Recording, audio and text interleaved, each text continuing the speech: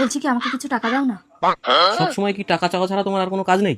হ্যাঁ, টাকা ইনকাম করতে কিরকম কষ্ট হয় তুমি জানো? কখনো ইনকাম করেছো একটা টাকাও? Thank you. দাঁড়াও, আগেই খেও না, বিল দাও তারপর খাও। কিসের বিল? এই যে আমি এটা রান্না করেছি তার। 100 টাকা? হ্যাঁ 100 টাকা। কষ্ট হয়েছে না আমার এটা করতে। এই যে তোমার শার্ট আয়রন করে দিয়েছি। Thank you. 50 টাকা দাও।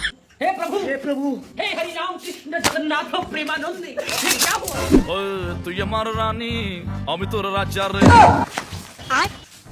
হয়ে গেছে 10 মিনিট। এনাও বিল।